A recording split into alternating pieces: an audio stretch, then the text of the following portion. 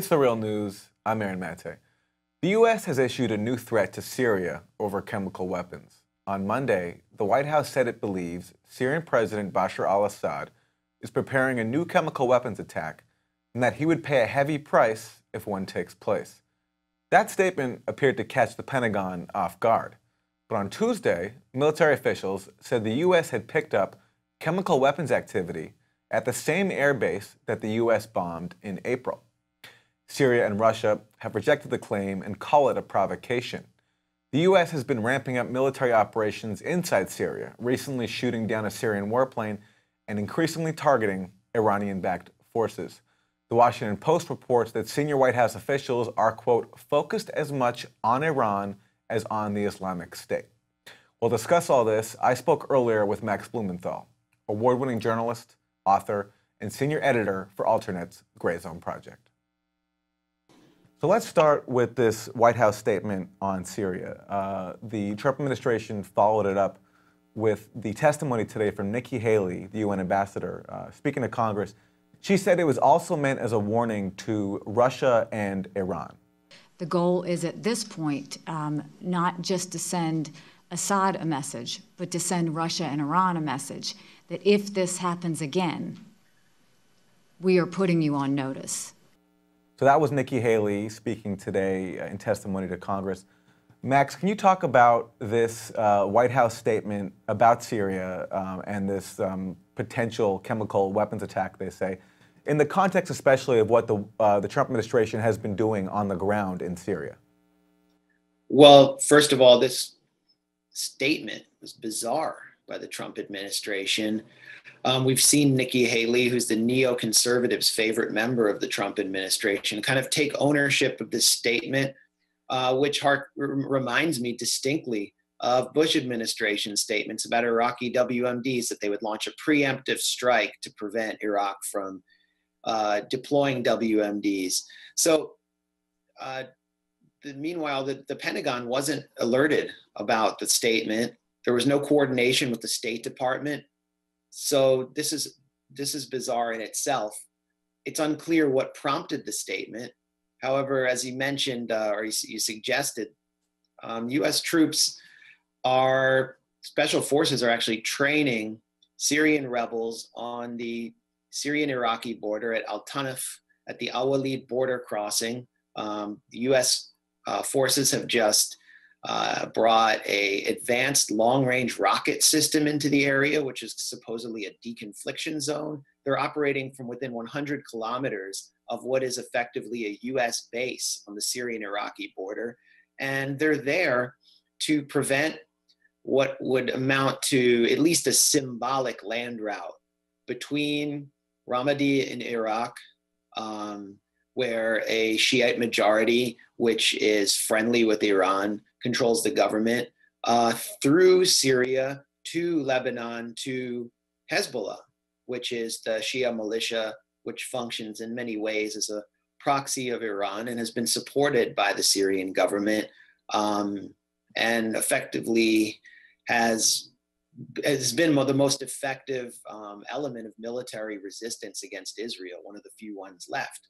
So the U.S. is doing this partly in coordination with Israel and Saudi Arabia, which fears this sort of nebulous concept of a Shiite crescent across the Middle East.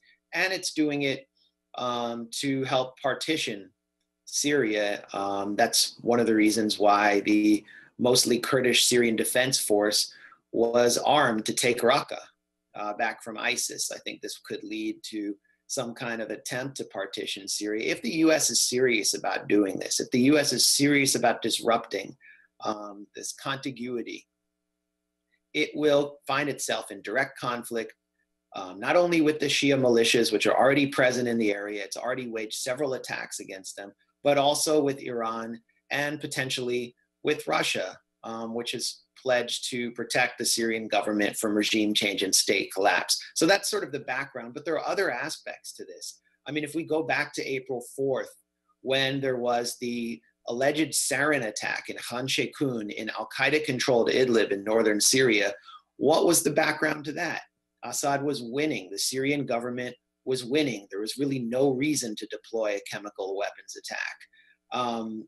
The negotiations at Astana did not involve the US between the Syrian government and the Saudi-backed Syrian opposition, and they were going very well for the Syrian government. Trump, through Nikki Haley and Rex Tillerson, had just reversed course on the longstanding official US policy of advancing regime change in Syria.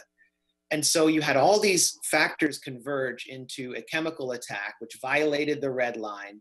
The US went back on its reversal of the regime change policy. Trump was overwhelmed by these images he saw of writhing children produced by organizations connected to the Syrian armed opposition, the White Helmets, the Syrian American Medical Society, etc.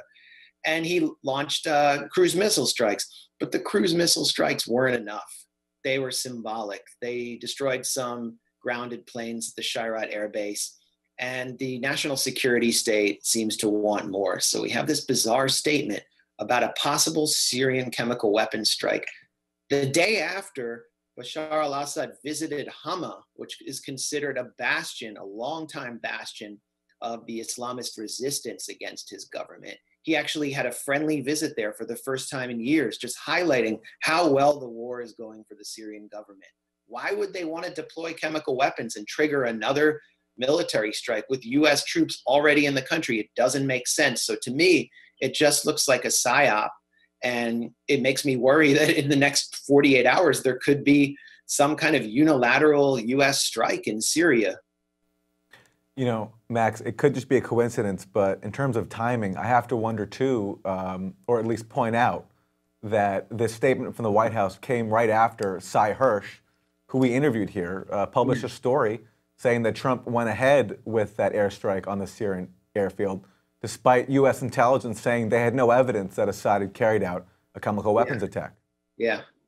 I mean, Sy Hersh, citing a advisor to the intelligence community, someone who's been in the Defense Intelligence Agency and the CIA, asserted that the strike in Khan Sheikhoun in April was a conventional strike by the Syrian government, coordinated with Russia, and that the jihadist elements who controlled that area had actually staged a sort of propaganda coup and managed to get Trump to strike the Syrian government and sort of reverse his entire policy on Syria, the one he campaigned on, which was sort of, against regime change.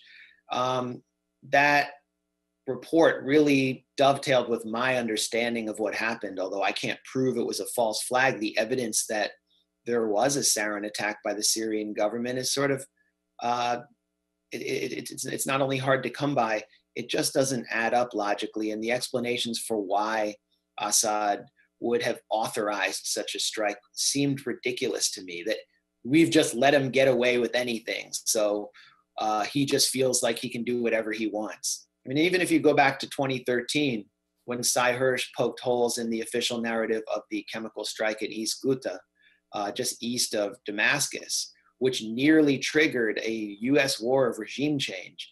We have to remember that that strike occurred. We have to consider the timing of that strike 2 days after inspectors from the Organization for the Prevention of Chemical Weapons arrived in Damascus. This attack occurred. The timing was very fishy. So we have 3 instances of fishy timing leading up to this current bizarre statement by the Trump administration, and Sy Hersh has surfaced again to punch holes in the official narrative. So I think that's another aspect of the timing of this statement, and we have to wonder what it will lead to. We still don't understand the logic behind it, and I think even people in the Pentagon are wondering what triggered it. Yeah, on that point of a disconnect between the Pentagon and the White House, there have been all these reports showing that there's White House officials like Ezra Cohen-Watnick who are leading the push for a confrontation with Iran, but are being met with resistance from people in the Pentagon who say that they don't want to commit U.S. forces to that goal inside Syria. Well, it's an unwinnable, it would be an unattainable goal. I mean, the U.S. just, isn't willing to pour in the amount of blood and treasure that Iran, Syria, and Russia are, but particularly Iran. I mean, this is of almost existential strategic importance to the Iranian government to maintain contiguity between Iraq and Syria. For the U.S., it's really it's another delusional imperial gambit that could go very wrong. And if U.S. troops start to die, that will be nobody's fault but the Pentagon's for putting them in this situation. And they would not have been defending any critical American interests. If anything, they're defending the interests of Israel and Saudi Arabia. You know, there was a piece in the Washington Post last week in which a White House official, who wasn't named but was quoted, confirmed that the U.S. is essentially placing Iran on the same level as ISIS inside Syria in terms of it being a priority. And the official said, I'm going to quote what they said, "If you don't think America has real interests that are worth fighting for, then fine." But let me ask you, on the issue of Iraq, doesn't the fact that the U.S. kind of relies on these Shia militias that are backed by Iran inside Iraq give Iran leverage over preventing U.S. confrontation inside Syria? Or does the Trump administration simply not care about that anymore? Well, that's not the only leverage that Iran has. I mean, elements can be activated that can make the security of the U.S. embassy in Baghdad absolutely untenable if the U.S. wants to be extremely provocative and aggressive inside Syria, inside Iraq, or elsewhere. So, yeah, the popular mobilization units were basically the front line in the capture of Mosul from ISIS. And it's sort of ironic because these groups were celebrated in U.S. media and Western media for taking out ISIS.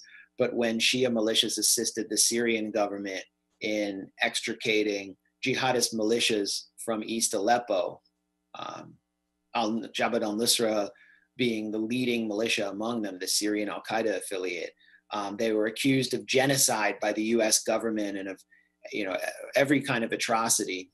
Very few of them have actually been established, but there's this hypocrisy there on what's been happening in Syria versus Iraq, and it's because, or this sort of disparity in the narrative on what Shia militias are allowed to do, and it's because it was of strategic importance for the U.S. to recapture Mosul.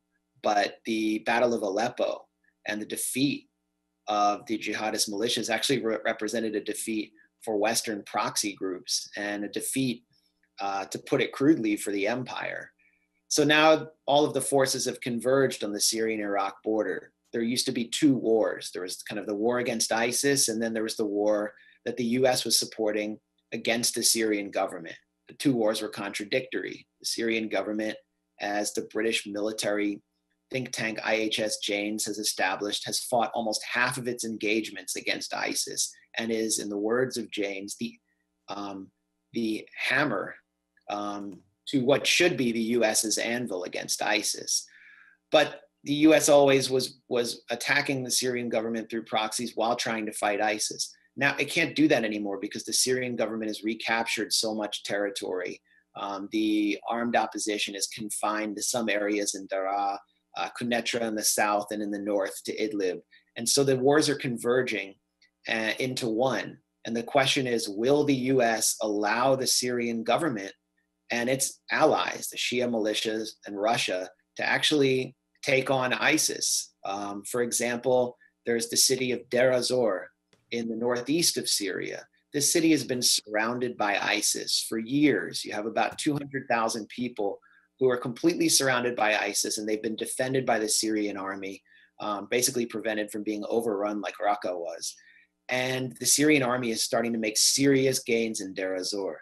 Does the U.S. throw the Syrian Defense Forces in, the majority Kurdish militia that the U.S. is arming, and complicate the Syrian army advance because it's afraid that the Syrian army will start to recapture more territory and start to capture oil fields that ISIS had seized, upset the U.S. partition plan? Or do they allow ISIS to be defeated? I think we're going to see, and I've seen conflicting quotes and conflicting reports on what the U.S. wants to do around Deir ez-Zor, but let's not just look at Raqqa. Let's also look at Deir ez-Zor and what the U.S. intends to do there.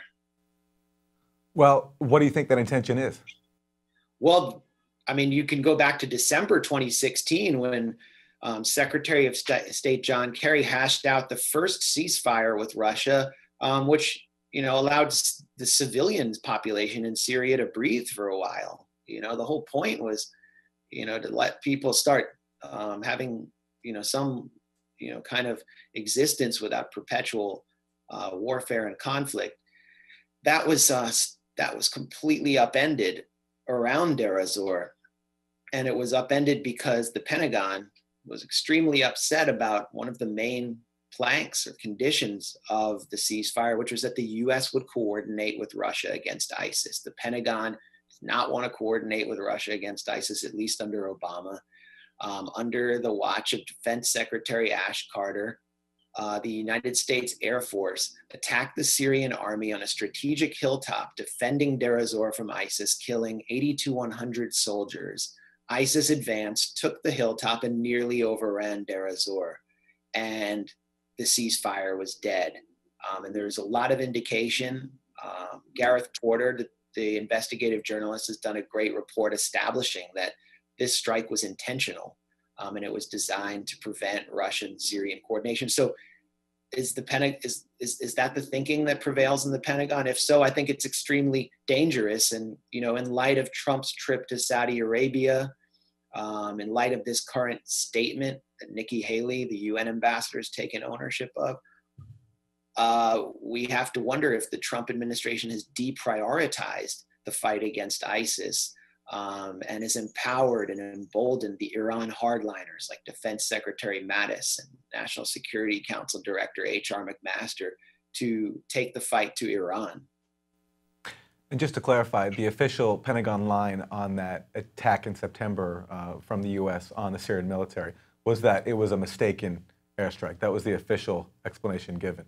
Yeah, big mistake. I mean, the Syrian army in no way resembled ISIS and had, armored vehicles and hardware that ISIS just simply didn't have. So it was, if it was a mistake, it was a really boneheaded one. Max Blumenthal, award-winning author, journalist, and senior editor for Alternate Gray Zone Project. I'm Aaron Mate. Thanks for joining us on The Real News.